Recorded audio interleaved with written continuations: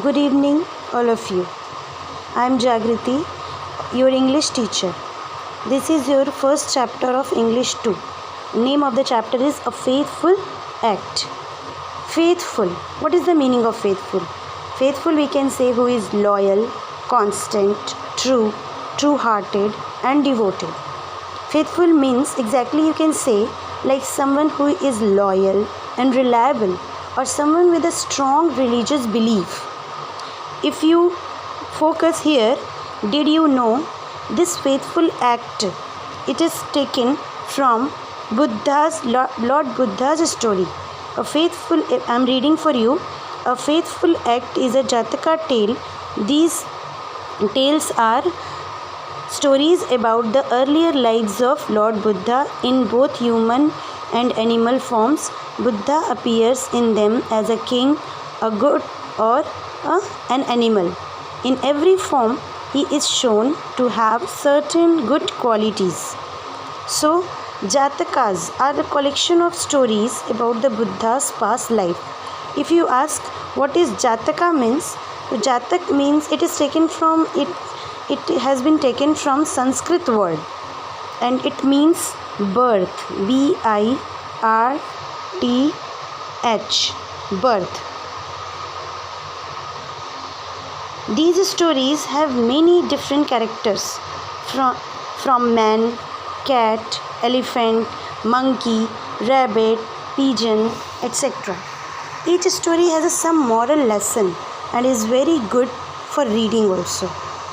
So, now you have some idea that this chapter would have some moral lesson.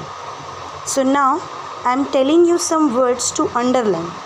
You can have pencil. If you have book, you can underline. If you don't have book, no problem. I will give you the list of the word. You can write in your rough copy or notebook, or you can note down anywhere and you can learn.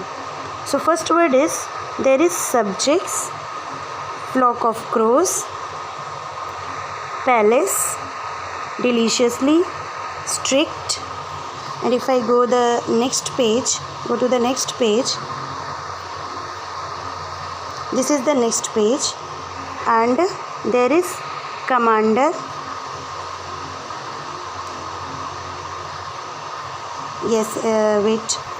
there is commander, perched, swoop, and here displeasing, risk, punishment. One more page is there. This is the last page, and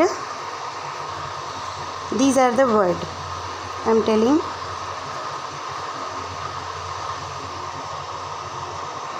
Saluted. So total 12 words are there, and this is the list. I will send you the pic also. This is the list of the words, and this is the list of word meaning. Okay children, so you can note down. I will send the pic, don't worry. Now I will read for you so that you can understand how to read, what is the correct pronunciation of the word. So I am reading for you. Once upon a time in Kanchanpur, the king of the crows lived with his queen and his subjects. A flock of crows on a tree. He loved her very much. One day they flew to the palace of the king and of Kanchanpur. The queen crow smelled the deliciously cooked fish which the king's cook had made for him. Her mouth watered, but the cook kept a strict eye on the food and she could not steal it. Both returned to their nest. The second page is, the next day the king crow said to his queen, "Come dear, let us go in search of food. I want the delicious food cooked in the palace, or I will kill myself," cried the queen crow. The king wanted to fulfill her wish. He grew thoughtful. The commander of the crows arrived. "What is the matter, O king?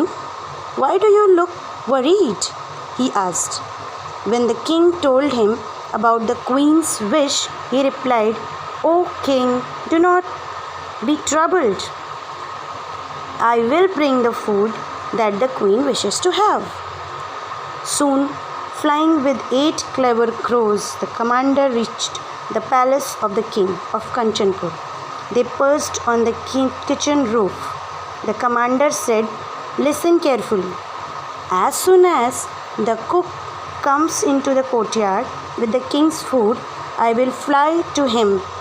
I will swoop down in such a way that the cook drops the plates. 4 of you will fill your beaks with rice, and the remaining 4 will fill your beaks with fish and fly straight to the queen." Soon the cook came out of the kitchen with the food on a plate. The commander crow swooped down and pecked at its head. The cook dropped the plate in surprise and fear. At the same time, the 8 crows flew in, filled their beaks with food, and flew away. "Catch the crow!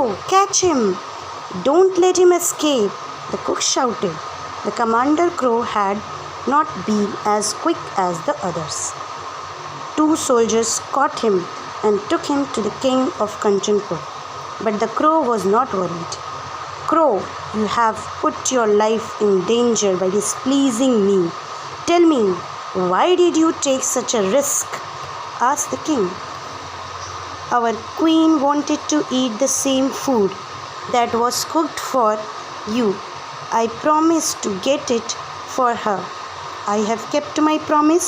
Now I will accept whatever punishment you give me."